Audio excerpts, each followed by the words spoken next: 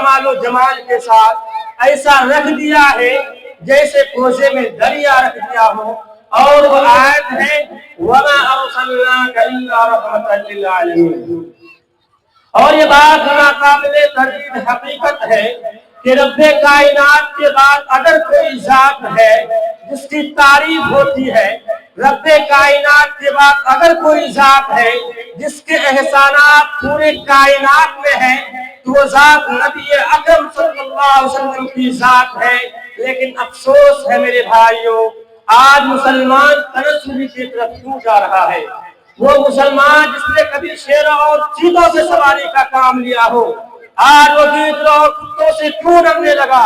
وہ مسلمان جنہوں نے صحرا اور جنگلوں کو آباد کرنے کے لیے جب جنگل گئے تو وہاں کے وحشی درندوں نے جگہ کو خالی کر دی، صرف اس بنیاد پر کہ وہ قرآن کو ماننے والے تھے، وہ قرآن پر چلنے والے تھے.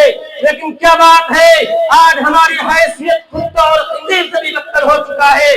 میں صاف الفاظ میں کہتا ہوں، آج ہندوستان کے اندر مسلمان جن حالات سے گھرے ہوئے ہیں اور مسلمان پر جو مسائل ہیں، میں صاف الفاظ میں کہتا ہوں، نعرے تکبیر بلند کرنے سے، روڈ پر لاٹھی لے کر چلے جانے سے، اللہ اکبر کی نعرہ بلند کرنے سے آپ کا مسائل حل ہونے والا نہیں ہے.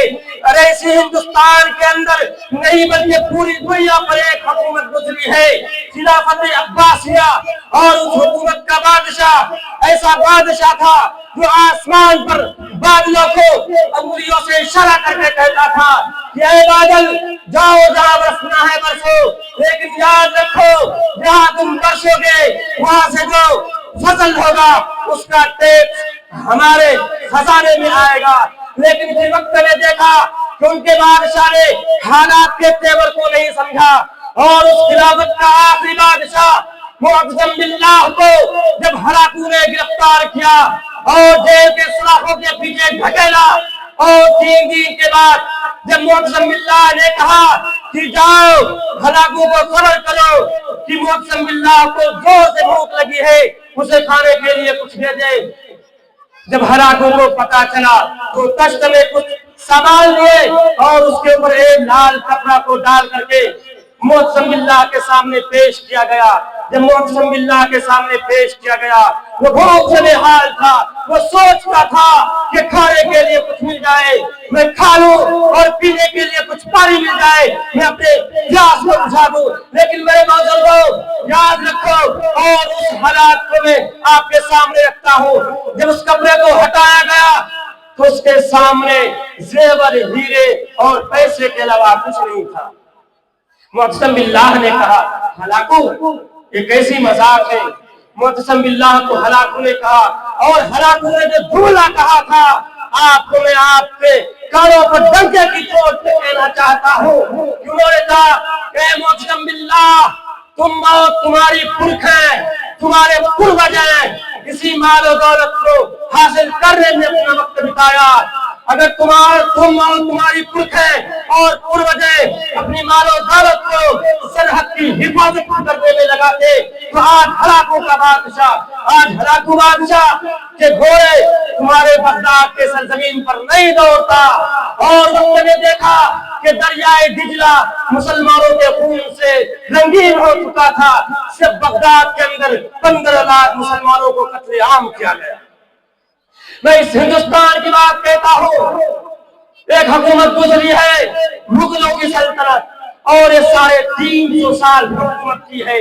لیکن وقت نے ان کے بھی حالات کو دیکھا کہ اس دور کا آخری بادشاہ بہادر شاہ ظفر کو جب گرفتار کیا گیا، جب انگریزوں نے گرفتار کیا اور اسے بھی بھوک لگا، ان کے بھی سامنے ایک تشت میں سجا کر کچھ سامان پیش کیا گیا، تو وہاں پر جب دیکھا تو ان کے بیٹے کا سر پڑا ہوا تھا. یہ جو مدارس ہیں میں صاف الفاظ میں کہتا ہوں، اور آپ یہ بات دل و دماغ کے اندر بٹھا لیجئے، یہ مدارس کو آباد کرنے والا آپ کے علاوہ کوئی نہیں ہے، بلکہ ہندوستان کے اندر سینکڑوں لوگ وہ ہیں بلکہ ہندوستان کے اندر وہ بھی جماعت ہے، بلکہ ہندوستان کے اندر اس انگریز جماعت آج موجود ہے۔ کچھ لوگ تو یہ کہتے ہیں کہ مدارس کو بند کر دیا جائے۔ میرے بزرگوں، اس مدارس کی حقیقت کو سمجھو، یہ مدارس آپ کا ہے، یہ مدارس نہ ہوں گے تو آپ بھی نہیں ہوں گے۔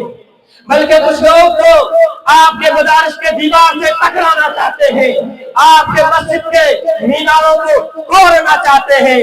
اب آپ پر بات ہے، یا آپ چاہتے ہیں کہ ہمارا مدارس باقی ہے، اس کے لیے آپ کو آگے ہونا پڑے گا۔ یاد رکھیں، یہ مدارس نہیں ہوگا تو آپ دین پر نہیں چل سکتے۔ اگر یہ مدارس نہ ہوں گے تو آپ کا نکاح پڑھانے والا نہ ہوگا۔ اگر یہ مدارس نہ ہوں گے تو آپ کے جنازہ پڑھانے والا کوئی نہ ہوگا۔ اگر یہ مدارس نہ ہوں گے تو حقوق والدین کا بتانے والا کوئی نہیں ہوگا۔ میں تو یہ کہتا ہوں، اگر یہ مدارس نہ ہوں گے تو مسلمان کا نام و نشان نہیں ہوگا، بلکہ قیامت ہے۔ لیکن آج جو مدارس پر دہشت گردی کا الزام لگایا جا رہا ہے، طرح طرح کی باتیں آ رہی ہیں، لیکن میں کہنا چاہتا ہوں ان سیاستداروں سے جس کی دماغ کو علاج کی ضرورت ہے کہ سنو، اگر قرآن کی حفاظت کرنا دہشت گردی ہے، تمہیں دہشت گردی ہی صحیح۔ اگر جناب محمد رسول اللہ کے سیرت پر چلنا دہشت گردی ہے، تمہیں دہشت گردی ہی صحیح۔ اگر صحابہ کی راہ پر چلنا دہشت گردی ہے، تمہیں دہشت گردی ہی صحیح۔ اگر حضور کی اطاعت کرنا دہشت گردی ہے، تمہیں دہشت گردی ہی صحیح۔ اگر قرآن پر چلنا دہشت گردی ہے، تمہیں دہشت گردی ہی صحیح۔ اگر مدارس کی حفاظت کرنا دہشت گردی ہے، تم دہشت گرد ہی صحیح۔ اگر خانقاہوں کی حفاظت کرنا دہشت گردی ہے، تم دہشت گرد ہی صحیح۔ بلکہ میں دہشت گرد تھا، دہشت گرد ہوں اور دہشت گرد ہی رہوں گا۔ 100 بار سوارا ہے، 100 بار سوارا ہے اس ملک کے گیسویں پر ہم کو یہ اہل دل بتلائیں گے کیا ہم نے دیا ہے عالم کو۔ ارے جاؤ ہماری تاریخ میں پوچھنا ہے، کافر کے برپا کیے ہوئے طوفانوں سے پوچھو، ہماری داستان شاملی کی میدانوں سے پوچھو، سلاسل کی جھنکاروں سے پوچھو، عدالت کے کٹہروں سے پوچھو، جیل کے سلاخوں سے پوچھو کہ ہماری داستان کیا ہے۔ وہ تمہیں چیخ چیخ کر کہیں گی کہ ہندوستان والوں یاد رکھو، یہی علماء ہے، یہی مدارس پر پڑھنے والے ہیں، یہی تھوکی چٹائی پر درس دینے والے ہیں، جنہوں نے جیلوں کو آباد رکھا، جنہوں نے جیلوں کو آباد رکھا، تب جا کر تم آج ہندوستان میں آرام سے زندگی گزارتے ہو، اپنے بیوی بچوں کے ساتھ آرام سے زندگی گزارتے ہو۔ ارے ہم نے تو ابھی دور دیکھا ہے، ارے ہم نے تو ابھی دور دیکھا ہے کہ صرف دہلی کے اندر 40 ہزار علماء کو پھانسی دی گئی، لیکن ان میں سے ایک بھی ایسا نہیں تھا جنہوں نے انگریز کے سامنے کچھ نہیں کیا۔ لیکن میرے دوستو، آج ہندوستان میں ہماری حالت کیا ہے؟ آج ہندوستان میں ہماری حالت کیا ہے؟ آج ہمارے ہندوستان میں کوئی حیثیت نہیں ہے۔ اس کی صرف ایک وجہ ہے کہ ہم نے مدارس سے رشتہ توڑا، ہم نے تعلیم پر دھیان نہیں دیا، ہم نے تعلیم پر دھیان نہیں دیا۔ ارے علامہ اقبال جب بغداد گئے، ہوا کی کھنڈلوں سے کھڑے ہو کر کہا تھا کہ ہندوستان والوں یاد رکھو، اگر ملک میں مدارس باقی ہے تو تمہارا وجود باقی ہے، اگر ملک میں مدارس باقی ہے تو تمہارا وجود باقی ہے، اگر مدارس نہیں ہے تو تمہارا کوئی نام و نشان نہیں۔ جب اسرائیل کو یہاں کے بادشاہ نے کاٹا اور کچھ لوگ بچ گئے اور وہ بھاگ اٹھے، تو انہوں نے غور کیا کہ آخر کیا وجہ ہے کہ آدم تو ایک انسان تھا، لیکن ان کو سجدہ کرنے کے لیے فرشتوں کو حکم دیا گیا۔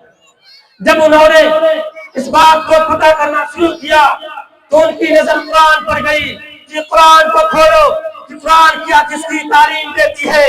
تو قرآن میں سب سے پہلے وہی جو ہے وہ ہے اقرا، کہ پڑھو اور تعلیم حاصل کرو۔ اور اس کے بعد ان کے جو لیڈر تھے انہوں نے طے کیا کہ جب تک ہم تعلیم حاصل نہیں کریں گے، جب تک ہم پوری طور پر تعلیم پر آراستہ نہ ہوں گے تو اس وقت تک ہم شادی نہیں کریں گے۔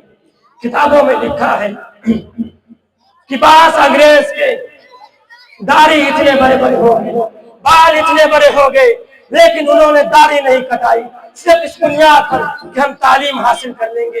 اور ایک وقت آیا کہ انہوں نے تعلیم حاصل کر کے آج پوری دنیا کا ریموٹ ان کے ہاتھ میں ہے۔